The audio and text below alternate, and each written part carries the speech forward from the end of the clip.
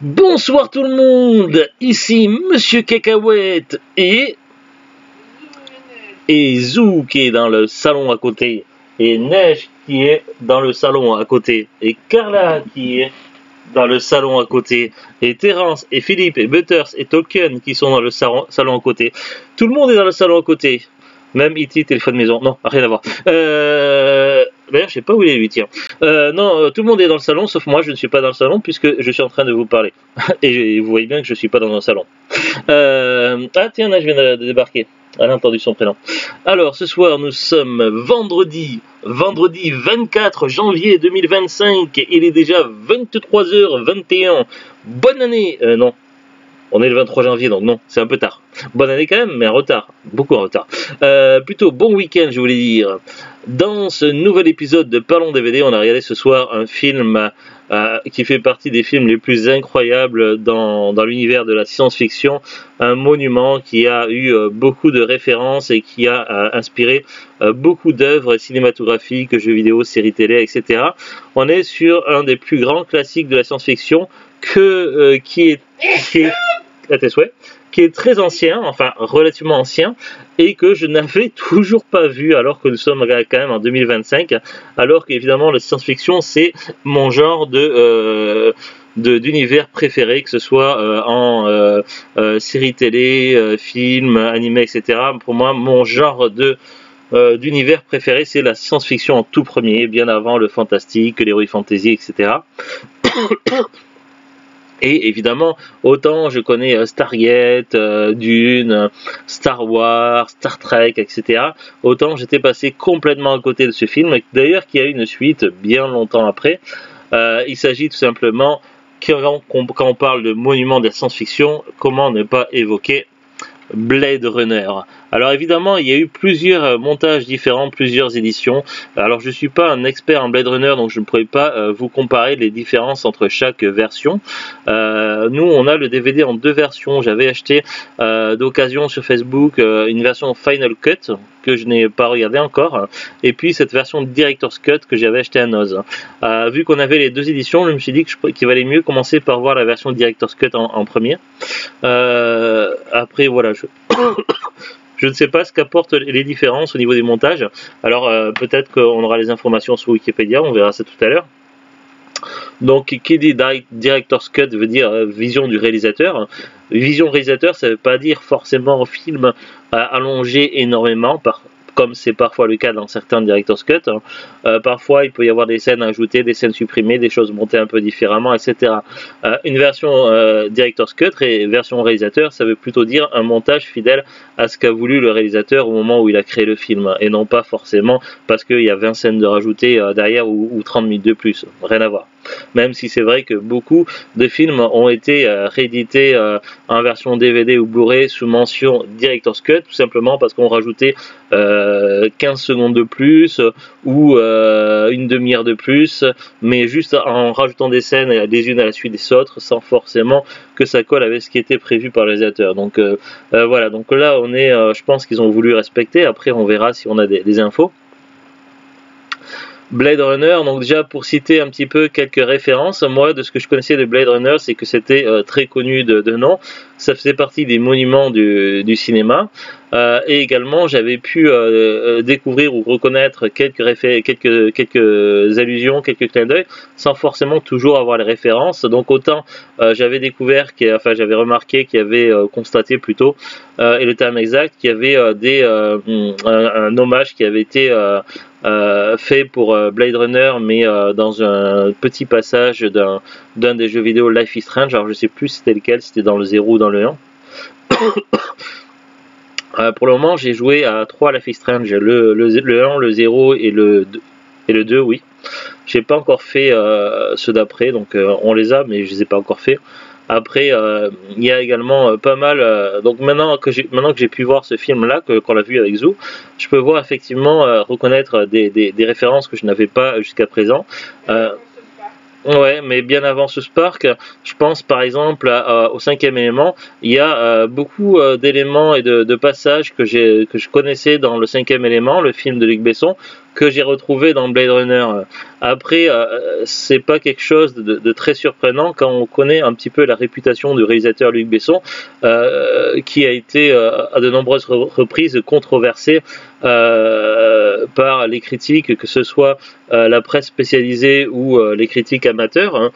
Déjà bien avant l'ère d'Internet, quand pour avoir des news il fallait acheter des magazines People, déjà là je me souviens quand j'allais au docteur ou dentiste ou je sais plus où, je prenais un des magazines qui traînait sur la table du dentiste. Bon, maintenant vous verrez plus des magazines traîner puisque le Covid a un petit peu changé tout ça, mais voilà, avant on prenait des magazines qui avaient été achetés peut-être il y a 10 ans ou je sais pas combien, des vieux magazines qui étaient pas mis à jour. Alors après ça dépendait du médecin où on allait, mais bref, donc du coup on lisait des actus à droite à gauche pour passer le temps en attendant notre rendez-vous, parce que des fois il fallait attendre 1 heure et demie, 2 heures avant d'être pris chez le docteur.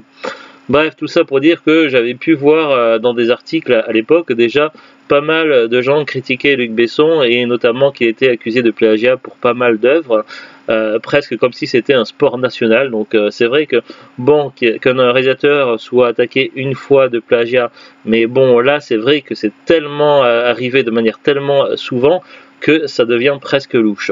Donc le fait que je retrouve des choses de Blade Runner dans le 5e élément, est-ce que ça tient de l'hommage de Luc Besson qui a voulu faire à Ridley Scott, l'un des réalisateurs, après je sais plus si c'est un ou plusieurs réalisateurs sur Blade Runner, on verra après, mais est-ce que c'est un hommage voulu par Luc Besson, ou est-ce que c'est simplement je prends des éléments qui me plaisent et je les mets, personne n'y verra rien, peut-être, je sais pas. Moi, de ce que j'ai pu reconnaître, c'est notamment, bon, évidemment, le plus flagrant, c'est le côté ville futuriste, voiture volante, mais il y a également l'atmosphère avec le côté un petit peu sale du futur, avec la fumée qu'on voit plus rien autour, également jusqu'au fameux vendeur chinois très sympathique que l'on voit dans le 5e élément qui parle au héros à Corbin Dallas. J'ai l'impression que c'est carrément le même acteur qu'ils ont pris dans Blade Runner, donc, ou que plutôt que c'est l'acteur de Blade Runner qu'ils ont pris pour le 5e élément, je sais pas, mais ça devient presque identique, donc c'est limite, où est la limite entre l'hommage et le plagiat, donc c'est quand même assez troublant. Après, évidemment, il y avait un élément qui nous avait assez étonné dans un épisode de South Park, ou plutôt un téléfilm de South Park, puisque ça fait partie des épisodes inédits qui ont été tournés pour la Paramount.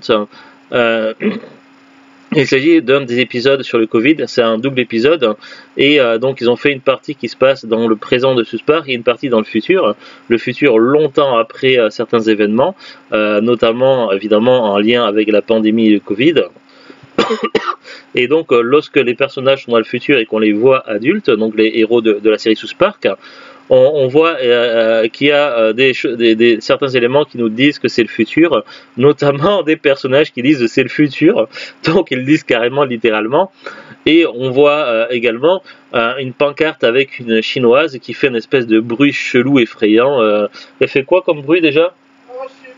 Enfin un truc qui est comme Kitikono, Kitimoko, je sais pas quoi, enfin un truc chelou mais glauque, mais assez space quoi, et à répétition plein de fois dans ce double épisode de South Park. Et du coup il s'avère que en fait c'est carrément une scène qu'ils ont pris du film Blade Runner, que l'on voit plusieurs fois dans le film Blade Runner. Ils ont pris la scène, ils ont fait clic droit, clic gauche, clic droit, copier-coller, ou CTRL-C, CTRL-V, et ils ont mis ça dans l'épisode de South Park. Mais à mon avis, c'est surtout un hommage et un clin d'œil. Et j'ai trouvé ça vraiment très cool, du coup, d'avoir maintenant cette référence, qui est tout simplement incroyable, de voir ça dans Blade Runner et après de voir ça dans South Park. Bon, moi j'ai fait le contraire, j'ai vu d'abord dans South Park et après dans Blade Runner, mais je trouve ça incroyable, mais en même temps, je pense que ça tient surtout de l'hommage, parce que l'histoire de Blade Runner, le premier film, se passe dans le futur en 2019. Vous allez me dire, ouais, t'as filmé quelque chose toi. Ouais, parce que le futur en 2019, sauf que là, on est en 2025 quand je regarde le film. Donc c'est le futur d'avant, mais de pas maintenant, puisque je suis dans le futur au-delà du futur qui n'existe pas encore. Donc ouais, on s'y perd un petit peu. Donc Donc c'est vrai que, bon, à l'époque, il faut concevoir que le film était sorti dans les années 80, je crois, et donc pour eux, à cette époque-là, 2019, c'était forcément le futur. Bon, pour moi qui suis en 2025, c'est plus vraiment le futur. Et du coup, l'action de Blade Runner se passe en 2019. Et le Covid, la pandémie, c'était en 2019, notamment dans les téléfilms inédits et exclusifs à Paramount, et qui ont été diffusés, je crois, aussi sur la chaîne Comédie Centrale. Donc, ça se passe également l'action en 2019, donc ça fait référence. Et une partie de l'action, si, quand ils sont jeunes, quand ils sont enfants, ça se passe en 2019. Oui, mais quand ils sont enfants, ça se passe en 2019. Sauf que quand ils sont dans le futur, ce n'est plus le futur, mais on a cette référence au futur qui fait lien avec Blade Runner qui était en 2019 et donc dans le passé du futur. Est-ce que vous arrivez à suivre le passé du futur, le futur du passé? On s'y perd complètement le cerveau, c'est complètement fou. Bref, tout ça pour dire que Blade Runner a influencé énormément d'œuvres. Là, c'est que quelques exemples sur beaucoup. Je ne pourrais pas citer tous les exemples parce que déjà, je les ai pas sous la main là de mémoire. Mais voilà, je suis sûr que quand on connaît un petit peu la pop culture, l'univers des séries télé, des séries d'animation, des films et autres, on va trouver à un moment donné forcément une référence, même dans les jeux vidéo. Blade Runner a inspiré énormément de choses. On est sur un film qui est considéré comme un des monstres du cinéma et de la science-fiction, et effectivement, je le confirme, déjà j'étais très curieux par le film, et bien que c'est un film qui date un petit peu, je trouve que dans l'ensemble il a plutôt bien vieilli, si ce n'est certains éléments du futur qui sont pour le coup un petit peu périmés. Parce que quand on voit des affiches géantes de Atari, la société de jeux vidéo Atari, sur des panneaux publicitaires géants, quand on le voit plusieurs fois ça dans le film, que c'est censé se passer en 2019, alors que Atari a quand même coulé depuis bien longtemps, donc maintenant Atari n'est plus que le squelette de ce qu'ils étaient auparavant, donc bon, il faut dire que dans les années 80, Atari avait le vent en poupe, et donc on pouvait les imaginer aller loin dans l'avenir, sauf que finalement ils sont pas allés jusqu'à 2019. D'ailleurs, il y a eu toute une affaire un petit peu étrange par rapport à Infogrames qui a eu, société française qui a eu des gros problèmes, notamment via un bad buzz et qui a été créé par l'affaire qui a eu lieu autour de ce qui s'est passé avec la chaîne télévisée Game One.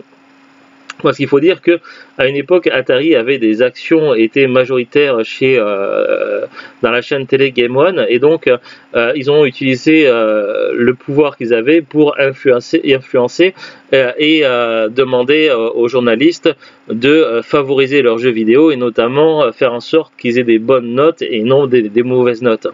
Évidemment, Marcus s'est révolté et il a menacé de quitter Game On, donc ça a fait un gros bad buzz et beaucoup de bruit. Et bizarrement, c'est après cette affaire-là ou juste après cette affaire-là, que Infogrames a racheté Atari et finalement ils ont décidé de conserver le nom d'Atari plutôt que le nom d'Infogrames. À cette époque-là, déjà Atari était déjà pratiquement mort et enterré. Mais malgré tout, même si Atari n'avait plus trop d'argent, ils avaient quand même une assez bonne réputation dans le milieu du jeu vidéo, du moins une réputation beaucoup moins entaillée, moins salie que Infogrames. Infogrames déjà avec sa réputation de jeu pourri et également tout ce qui a pu se faire autour, notamment également les petites blagounettes de joueurs du grenier. Donc bref, donc Infogrames avait pas une super réputation, plus la grosse affaire qu'il y a eu à l'époque de Game One et de Marcus. Donc forcément Infogrames, quand ils ont les possibilités, alors est-ce que c'est vraiment un achat ou une fusion avec Atari? C'est vrai que selon les versions, c'est pas toujours la même histoire. Toujours est-il que Infogrames et Atari ont fusionné d'une certaine façon, et finalement c'est le nom d'Atari qui est resté. Mais maintenant, est-ce que les productions Atari actuelles, depuis le rachat ou la fusion d'Infogrames, est-ce que c'est vraiment des productions Atari, ou est-ce que c'est des productions Infogrames déguisées sous le nom d'Atari? un doute qu'on pourrait avoir, et ma foi, maintenant quand je vois le logo Atari sur un jeu vidéo, j'ai toujours le doute, est-ce que c'est pas un jeu pourri infogramme déguisé comme le loup déguisé en agneau pour bouffer le troupeau. Donc voilà, c'est toujours le doute qui m'habite. Bref, donc pour certains éléments, c'est vrai que ça a un petit côté un peu périmé, comme le Atari en gros en logo. Également, la télévision du futur, qui est un écran, enfin, qui est un écran tout petit qu'il faut zoomer mais dire à voix haute, et en fait le gars il met 3 plombes pour faire quelque chose que tu ferais en 2 secondes avec une souris, alors que c'était censé être à commande vocale et du futur. Donc bon, c'est vrai qu'il y a certains éléments qui sont quand même incroyables, mais il y a d'autres éléments qui sont censés représenter le futur et qui semblent clairement dépassés en 2025. Par contre, ils ont quand même des éléments que nous on devrait avoir depuis 25 ans et qu'on n'a toujours pas. Moi, quand j'étais gamin, dans les années 80, on avait des brochures partout, et même jusqu'au magasin, jusqu'au kiosque, des magasins où on donnait des brochures publicitaires, comme mes grands-parents qui tenaient un bar tabac presse, et des prospecteurs et tout, enfin je sais plus comment on appelait ça, ils venaient et donnaient des brochures en disant que à l'an 2000, il allait y avoir des voitures volantes, etc. Donc bref, nous, dans les années 80-90, on nous disait à l'an 2000, les voitures voleront et on allait pouvoir voler dans les voitures. Bref, c'était une technologie que l'on imaginait à l'an 2000, une technologie que l'on a en 2019 dans Blade Runner. Là, on est en 2025 et les voitures, elles volent toujours pas. Donc, quelque part, sur certains aspects, effectivement, on est complètement toujours dans le futur. Donc, il y a des éléments qui sont toujours d'actualité dans le côté futuriste de Blade Runner, mais il y a également des éléments qui sont un peu dépassés. Mais moi, je trouve ça plutôt cool et kitsch, et ma foi, je ne vois pas ça comme une critique ou un défaut, mais c'est vrai que ça prête quand même à réfléchir quand on y pense. Bon, ça, c'est un petit peu pour les éléments autour. Après, voilà, sinon pour les vrais défauts du film, c'est pas vraiment du film, mais c'est surtout sur cette édition DVD. C'est des petits défauts, dont certains qui sont plus ou moins gênants. Bon, déjà, le petit truc sur lequel j'ai bugué, c'est que quand j'ai mis le DVD, en général, quand tu mets un DVD, on te propose assez rapidement, pas toujours, mais la plupart du temps, de choisir une langue, et après, tu as le menu et le film qui, par défaut, est mis dans cette langue. Généralement, quand c'est des DVD vendus en France, dans le premier tableau des langues, tu as le français qui est proposé. Là, sur la première page, il y avait 3 langues différentes pour la Belgique, plein de langues pour des pays dont je ne sais pas du tout ce que c'était, mais il n'y avait pas le français. Il a fallu que j'aille jusqu'en 2e page pour trouver la langue française. Donc déjà, ça a fait un peu bizarre quand même pour un DVD produit en France. Donc ensuite, vraiment les défauts qui sont plus gênants, ça va être déjà bon, ça va qu'on a le résumé au dos de la boîte, parce que au début du film, il y a un petit résumé, un petit paragraphe écrit, donc qu'il faut lire. Seulement, c'est écrit en anglais et c'est pas sous-titré en français. Donc, si on a un peu de mal avec l'anglais, c'est un peu dommage. Donc ça, c'est un défaut. L'un des autres défauts aussi, c'est que je trouve que sur ce portage DVD, le son est pas optimal. Ça dépend des DVD que l'on achète, mais généralement, en moyenne maintenant, pour un DVD, il faut que je monte le son de la télécommande jusqu'à 50-60 environ. Parfois un peu moins, rarement plus. Là, pour Blade Runner, j'ai dû monter le son de la télécommande à 100 au maximum de ce que pouvait proposer la télé Samsung. Donc c'est quand même abusé pour avoir du son correct de devoir monter le son de la télécommande à fond. Donc voilà, c'est un petit défaut encore. Mais voilà, c'est les seuls défauts vraiment que je peux trouver si je veux pinailler. Après le film en lui-même, donc on va passer un petit peu sur le synopsis quand même. Je vais essayer de ne pas trop spoiler, mais ça va pas être facile. Blade Runner, donc le titre porte son nom pour une catégorie de métier, ou plutôt de classe, si on peut dire. Le Blade Runner est un policier, mais c'est pas un simple policier qui va faire des contraventions ou poursuivre des criminels de base. Le Blade Runner, en fait, c'est le titre qui est donné à un policier qui est spécialisé dans la chasse aux réplicants. Alors les réplicants ont 2 noms dans le film. Le nom de base, c'est réplicant, c'est plutôt le nom correct, on va dire, et le nom plutôt péjoratif qui est employé par certains flics à mauvais escient, c'est gueule d'humain. Mais je trouve ça très péjoratif et j'aime pas du tout. Donc je trouve pas ça respectueux.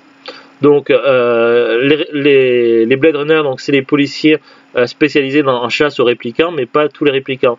Il y a eu à un moment donné des sortes d'androïdes, alors je ne sais pas comment on peut les appeler, qui ont été créés pour je ne sais plus quelle raison. Je crois que c'est mentionné sur le résumé de la boîte, on va y revenir après. Mais du coup, certains de ces réplicants ont fini par enfreindre les règles qui leur étaient imposées par les humains, et du coup ils ont été mis un petit peu comme si leur tête était mise à prix, et du coup les Blade Runner, ce métier-là de policier, a été créé pour les chasser et les exécuter. Donc c'est carrément des Judge Dredd, quoi. Alors que parfois les Blade Runner voulaient juste échapper à la condition qui leur était imposée sans être de vrais criminels, du moins pour certains, pas pour tous. Donc du coup c'est vrai qu'on peut se poser la question qui est le méchant, qui est le gentil dans l'histoire, et c'est une question qu'on va se poser plusieurs fois dans le film. Bref, donc il y a ce type de métier. Pourquoi je parle de Blade Runner? Déjà c'est le titre du film, et aussi l'un des personnages principaux, un ancien Blade Runner qui avait raccroché, qui va devoir rempiler, reprendre du service, qui est incarné par Harrison Ford en version où il était relativement jeune, et du coup le Blade Runner il va avoir pour mission de pourchasser un petit groupe de quelques réplicants qui s'étaient échappés de là où ils étaient exilés, et qui peuvent représenter une menace pour l'humanité. Donc il va devoir les traquer, donc jouer le détective, les traquer, découvrir où ils sont, et dès qu'il en a la possibilité, les exécuter. Sauf que du coup, notre héros, au fur et à mesure que le film va avancer, il va se retrouver face à des cas de conscience, et notamment à se poser différentes questions, dont une question qui va lui être posée carrément par un réplicant, et qui va lui poser la question si lui n'est pas lui-même un réplicant, comment il peut le savoir, en sachant que certains réplicants ne savent pas qu'ils sont des réplicants.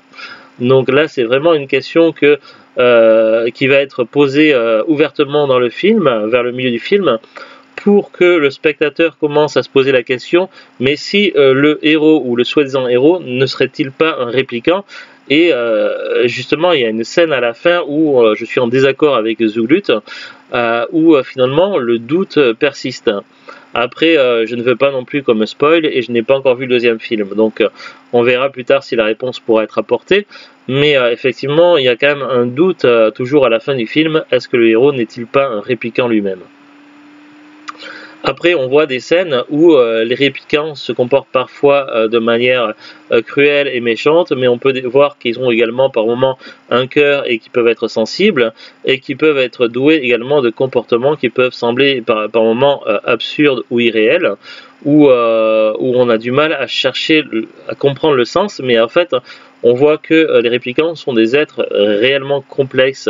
Quand on voit le réplicant qui est incarné par Rutger Hauer, qu'on a vu dans plusieurs films avec Zulut, qui est simplement incroyable, qui cherche en premier temps une solution pour prolonger leur espérance de vie qui est limitée, notamment pour la femme qu'il aime, qui est le réplicant qu'il aime, mais également quand il va comprendre que c'est une cause désespérée, il va entamer un combat, plus ou moins une lutte à mort contre son adversaire, le Blade Runner. Là-dessus, on va être partagé entre qui est réellement le bon, le méchant, y a-t-il réellement un bon et un gentil dans l'histoire. À plusieurs reprises, le réplicant va endosser le rôle du méchant, mais également à plusieurs reprises, il va endosser le rôle du gentil, où il va notamment sauver la vie du héros. Et c'est vraiment, on est carrément, ça ouvre carrément une dimension cérébrale où on est en train de se poser la question, quelle est la futilité de tout ça, et pourquoi en fait, pourquoi tout simplement, pourquoi ne pas laisser leur chance aux réplicants, et pourquoi les acculer jusqu'à ce qu'ils doivent forcément commettre un crime s'ils veulent avoir une chance de mener leur vie. Donc pourquoi tout ça en fait? C'est vrai que ça laisse quand même se poser beaucoup de questions, et du coup on a du mal à haïr les méchants, ou les soi-disant méchants, parce que les méchants écrits, les réplicants, ne sont pas vraiment les méchants non plus dans l'histoire. Donc c'est un film qui mélange plusieurs types de genres ou d'univers.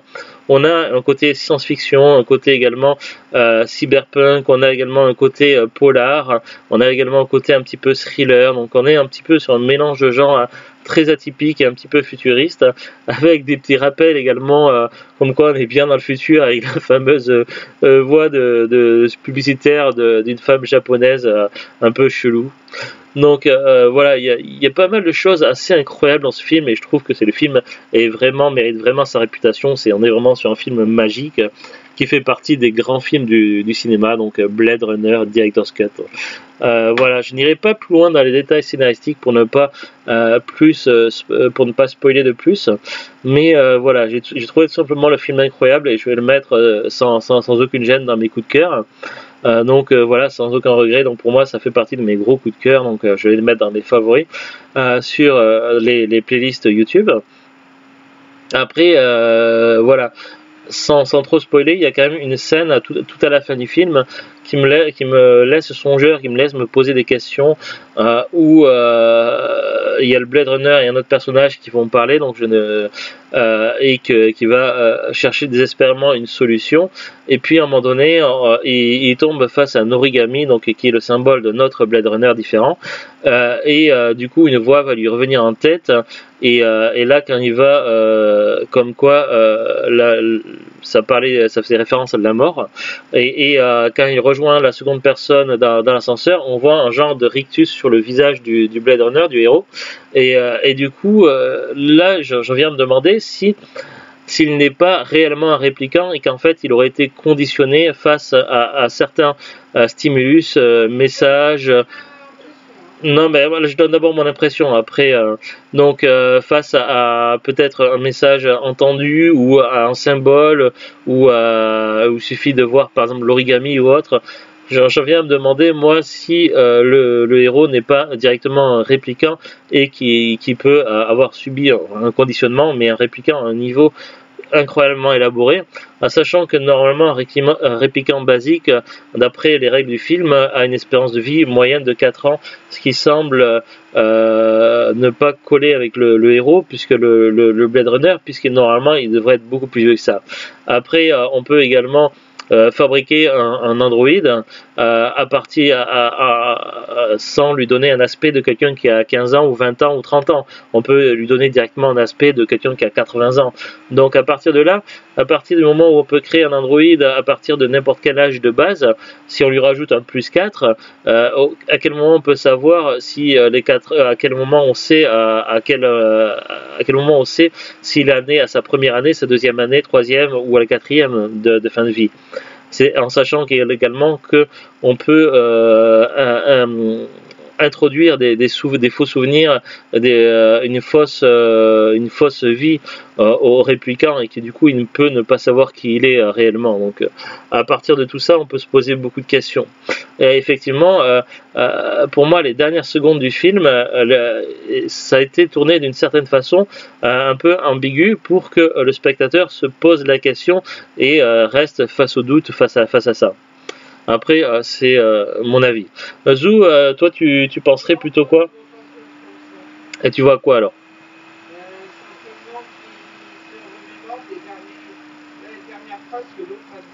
Ouais, Zou pense que ça fait plutôt référence à une phrase, parce que vous entendez peut-être pas comme elle est loin, à une phrase que le héros se remémore simplement avant de rejoindre l'autre personne dans l'ascenseur.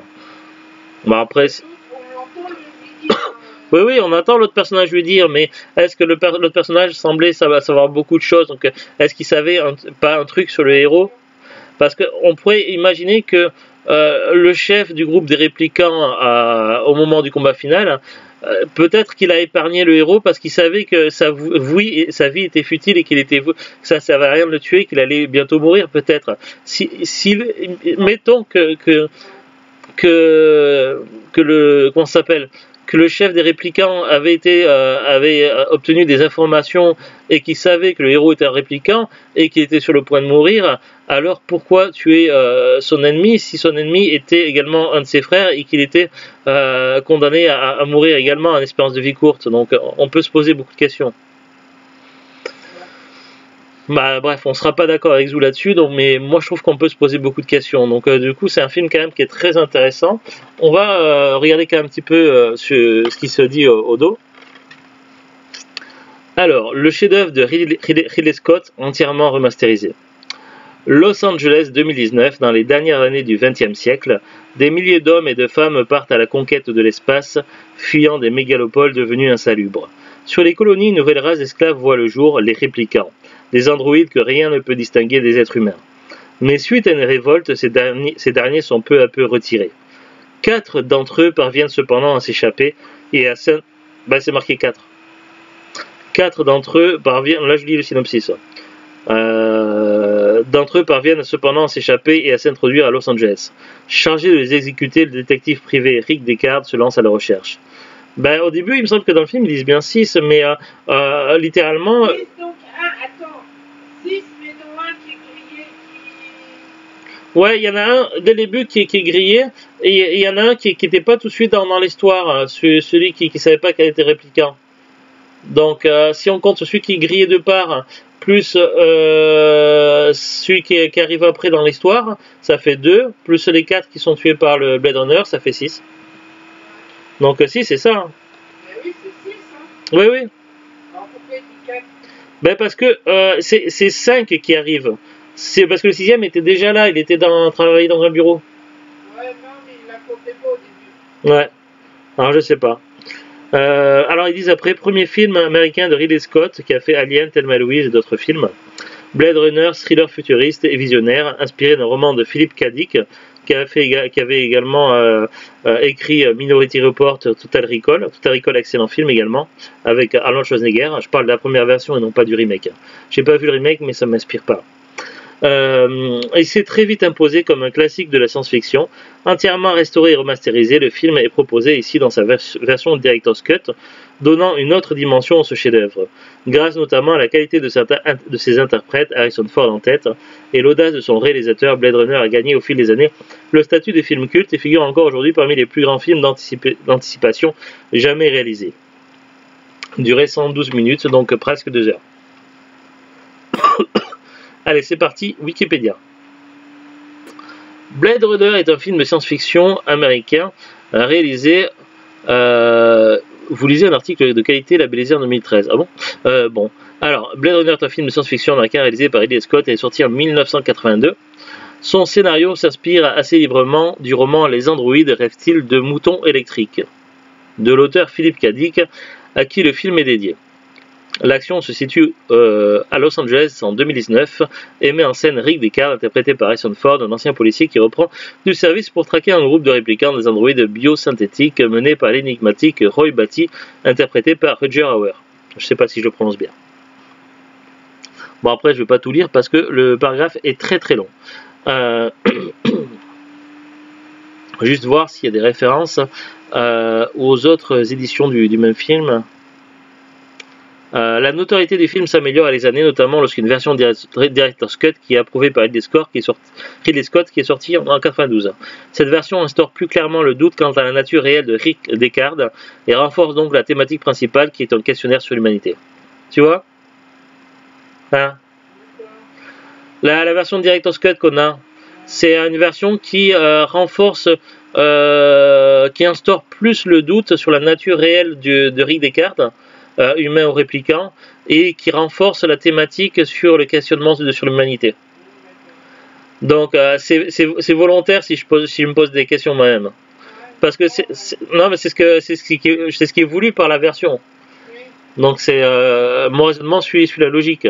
Après, ton raisonnement il n'est pas forcément faux, mais disons que c'est voulu qu'on se pose la question quand même. Ça fait partie du truc. Oh. Après, ils disent également une version restaurée baptisée Final Cut, donc ça c'est l'autre qu'on a en DVD, mais qu'on n'a pas vu, qui était sorti en 2007. Le film fait l'objet d'une suite, donc ça on l'a pas vu non plus, mais on l'a en DVD, donc c'est prévu prochainement. Blade Runner 2049, qui avait été réalisé par Denis Villeneuve, et c'était sorti en 2017. Denis Villeneuve qui a fait les récents films Dune qu'on n'a pas vu encore pour l'instant. Bon après, des gros résumés, présentation générale, résumé détaillé, donc tout ça on zappe, c'est trop long. Répliquant, donc là un gros questionnement un gros questionnaire, un gros paragraphe sur les répliquants. C'est pareil, il y a trop d'infos, je suis désolé. Après, la fiche Wikipédia est très bien faite. Si vous voulez en savoir plus, n'hésitez pas à aller voir, mais vous risquez de vous faire trop spoiler, donc il vaut mieux d'abord voir le film avant de regarder les fiches Wikipédia. Après, il y a un truc assez intéressant à savoir, parce qu'il existe en fait un moyen d'interroger des réplicants pour essayer de deviner si c'est des réplicants ou des humains. Et justement, ils expliquent, parce qu'on voit ça, on voit deux interrogatoires comme ça dans le film, et là, il explique sur Wikipédia, en fait, pour repérer les réplicants, le Blade Runner se concentre sur les trois principales différences avec les humains. L'une des trois principales différences, les réplicants ne sont pas sensibles à la vie animale et ne ressentent rien lorsqu'un animal est mis à mort, alors que les humains y sont très attachés, d'autant plus que les vrais animaux sont très rares, remplacés par des animaux artificiels. Ouais, mais dans le futur de Blade Runner, les animaux sont pratiquement en voie d'extinction, et donc du coup ils sont devenus extrêmement rares, et du coup ils sont remplacés par des animaux artificiels. Ils font référence plusieurs fois dans le film, donc ça renforce le fait que les humains voient les animaux comme des créatures sacrées. Et donc lorsqu'on fait des interrogatoires où on mime des situations où des animaux sont mis à mort, un humain serait tout de suite scandalisé et un réplicant serait complètement ignorer la situation ou ne saurait pas comment réagir. Et c'est justement pour ça qu'on a la scène d'interrogatoire au tout début du film sur le questionnement par rapport au sort de la tortue. Et également après un autre questionnaire qu'on a un peu plus tard dans le film sur une histoire de singe, pas de singe, de chien qui est servi à dîner. Après, le deuxième point, c'est qu'ils n'ont généralement aucune forme d'empathie entre eux et envers les autres, généralement. Sauf qu'il expliquait également dans le film qu'avec le temps, en évoluant, les réplicants sont capables de faire preuve d'émotions et de sentiments et qui peuvent devenir plus compliqués que ce qu'on pourrait penser. Après, ils disent que c'est la caractéristique principale détectée par le test de Voigt-Kampff. Ainsi, ils ne font rien pour aider l'un des leurs et sont souvent résignés lorsqu'un Blade Runner les découvre. Cette absence d'empathie est néanmoins parfois remise en question, comme peut en témoigner la tristesse de Roy lorsqu'il découvre Pris gisant sur le sol. Et le troisième point, ils ont une moelle osseuse différente de celle des humains, car leur génome a été créé artificiellement, ce qui leur permet une vérification post-mortem. Bon, après, je ne vais pas tout lire, mais effectivement, il y a plusieurs moyens de déceler des réplicants. Allez, la fiche technique. Réalisateur, donc Ridley Scott. Je suis un peu arrumé, je suis désolé. Budget 28 millions de dollars US. Un genre science-fiction, néo-noir, action, thriller. Alors, je ne sais pas ce que c'est néo-noir comme genre au cinéma. Sorti aux États-Unis le 25 juin 82, en France le 15 septembre 82, puis le 5 décembre 2007 pour la version Final Cut et le 18 septembre 2019 au Festival européen du film fantastique de Strasbourg. En Belgique, c'est sorti le 30 septembre 82 à Gand, seulement à Gand. Et les Belges d'ailleurs, ils n'ont pas pu voir le film, interdit. Je sais pas. Bizarre. Canada, septembre 92, au Cinefest Sudbury International Film Festival. Puis à Toronto, le 9 novembre 2007, en version Final Cut. Classifié R Restricted aux États-Unis. France, interdit moins 12 ans. Québec, 13 ans et plus. Casting. Harrison Ford, Rutger Hauer, Sean Young, Edward James Olmos, M. Emmett Walsh, Daryl Hannah, William Sanderson, Joe Turkel, Brian James, Joanna Cassidy, Morgan Paul, Ai Pike, James Hong, Kimiko Hiroshige, Kevin Thompson, John Edward Allen, Tony Cox. Tony Cox n'était pas crédité, il jouait un vandale dans la rue. Du coup, j'aurais bien aimé savoir qui c'est qui joué la femme sur la publicité, qui fait la voix chelou. Alors, après, donc, il y a un paragraphe sur le développement, choix des interprètes,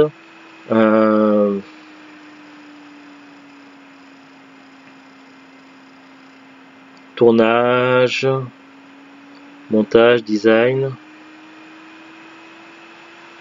technologie futuriste, bande originale, sortie du film en box-office, accueil critique. Alors, Metacritic 84 sur 100, Rotten Tomatoes 89 sur %, Allociné 3,5 sur 5. Après, il y a beaucoup de distinctions. Également, classement et liste. Blade Runner figure dans de nombreuses listes de magazines, de sites web ou d'ouvrages qui, depuis la fin du XXe siècle, proposent des sélections de meilleurs films de l'histoire, sur le cinéma en général ou sur une thématique plus précise, ainsi que dans le top 250 d'IMDb, site pour le cinéma sur lequel les internautes peuvent noter les films.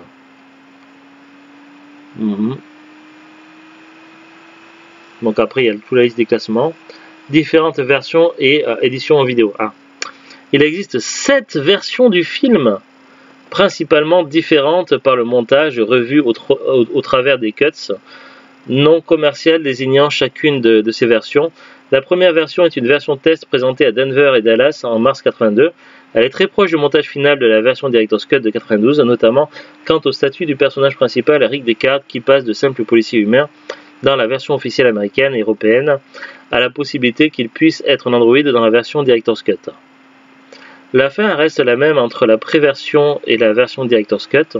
Les avis majoritairement négatifs des spectateurs de cette première version poussent les producteurs à opérer des changements.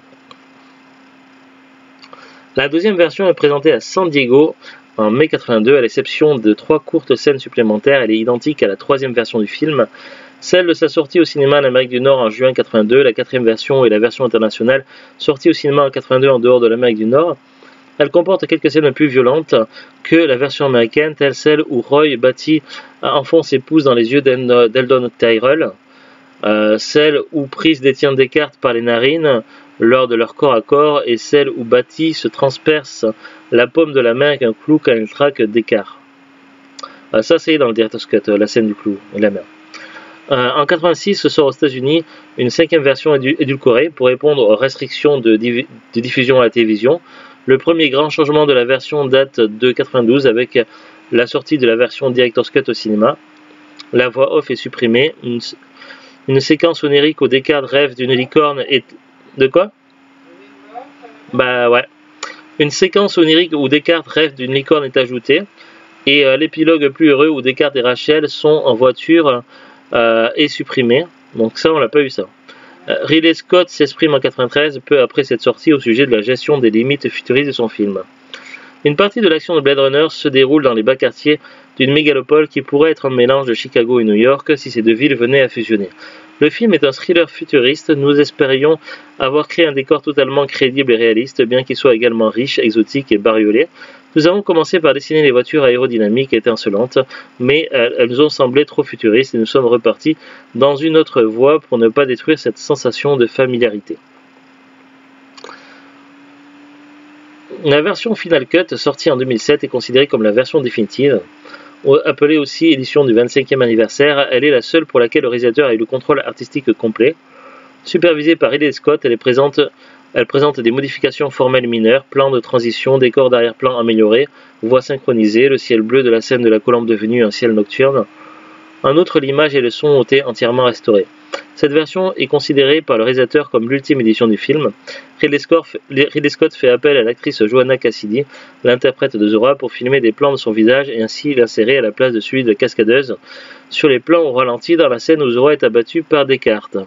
Les principales améliorations concernent le montage remodelé et la suppression des voix off jugées incompatibles avec l'omniprésence ambiance noire. Après, donc là, on a la liste des versions de Blade Runner. Donc, on a la Work Preprint avec des particularités, titres différents. Enfin, je ne vais pas tout lire, c'est trop long. Et puis, ça spoil des choses. Il y a eu l'avant-première de San Diego, donc 82 version SAL US, 82 version internationale, 86 Broadcast US, 92 Director's Cut, 2007 Final Cut. Donc, en gros, nous, en France, si on a vraiment 2 versions à retenir en DVD, c'est la Director's Cut et la Final Cut. Director's Cut, donc version internationale, moins la voix off et le happy end qui est enlevé. L'ajout du rêve de la licorne, la mort de Tyrell, abattage de Prise et enfoncement de stigmate dans la main censurée. Bon, on le voit quand même dans la main. Final Cut, premier gros plan de Roy Batty dans la cabine Vidphone, retouché. Rêve de licorne entier. Interrogatoire d'Abdul Ben Assad, retouché. Mort de Zora retouché, mort de Tyrell, abattage de Prise, enfoncement de stigmate dans la main non censurée. Ciel bleu de l'envol de la colombe de Venus nocturne, dialogue VF modifié. Après, il y a eu des versions VHS, Betamax, édition Laserdisc, DVD, Blu-ray, HD DVD, etc. Paragraphe sur l'analyse. Les thèmes et aspects récurrents, atmosphère oppressante, œil, symbolisme religieux, cogito de René Descartes, stéréotypes féminins, publicité. Les publicités, donc on peut voir les entreprises qui sont présentes: Cos Corporation, Atari, Toshiba, Polaroid Corporation, Polaroid Corporation, Marlboro, Bell, Telephony Company, Budweiser, Hilton, Citizen, Transworld Airlines, The Coca-Cola Company, TDK, Bulova et Panam. Ridley Scott a travaillé dans la publicité avant d'être réalisateur de cinéma, cela se ressent dans l'esthétique du film. Donc c'était considéré, beaucoup de ces publicités-là, c'était des placements de produits apparemment. Ok. Donc Atari avait investi dans Blade Runner, donc tu avais raison. Bah oui, hein. C'était bien un placement de produit. Généralement, quand on les voit bien comme ça, c'est que c'est des placements de produits. Hein. Attends, le film il est 82.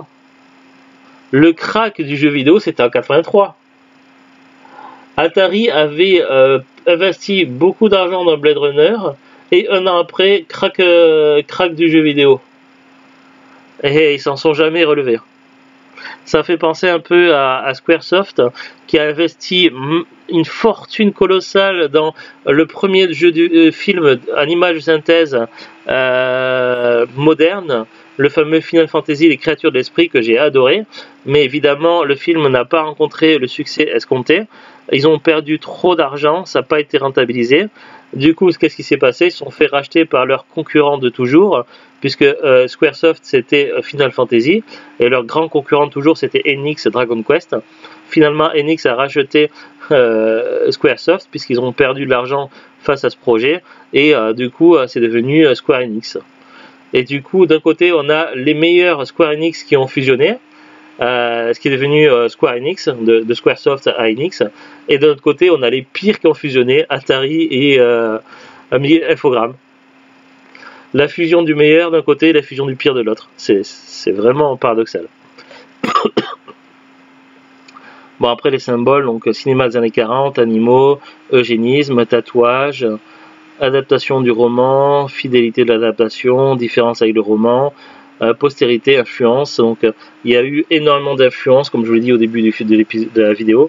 Ghost in the Shell, Terminator 2, Brazil, Terminator, le cinquième élément. Le cinquième élément, c'est plus du plagiat que des références. Dark City, Inception, Soldier, Spinner, je sais pas ce que c'est, Spinner, Retour à le futur 2, Solar Crisis. C'est quelques exemples parmi beaucoup. Dans le jeu vidéo également, il y a des références. Il y a eu des jeux vidéo adaptés du film carrément, mais il y a eu aussi des références, je pense. Là, je vois qui sont cités: Nier Automata, Final Fantasy VII, Flashback, Deus Ex, Perfect Dark, Mass Effect, Cyberpunk 2077. En même temps, c'est évident, Cyberpunk 2077. Après, ça parle de mode, de bande dessinée, de séries télévisées, etc. La malédiction de Blade Runner. Parmi le folklore qui s'est développé autour du film au cours des années, il y a une croyance selon laquelle le film agirait comme une malédiction pour les entreprises dont les logos sont affichés bien en vue dans certaines scènes. Atari, un an plus tard, boum, Atari.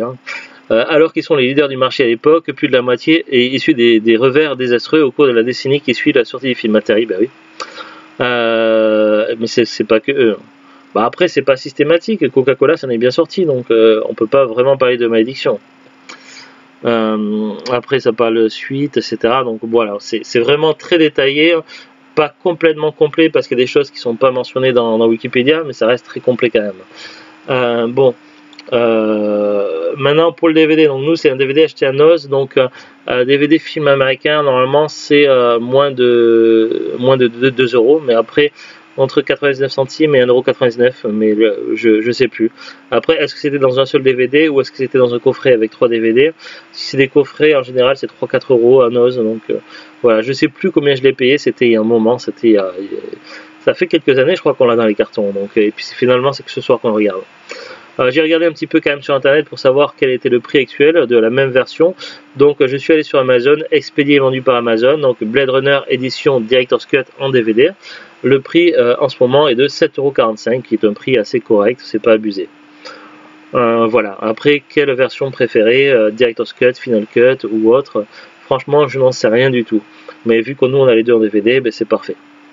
Voilà, c'est à peu près tout pour les infos, donc ça vous donne un peu une idée du prix sur internet, en tout cas le prix achat neuf.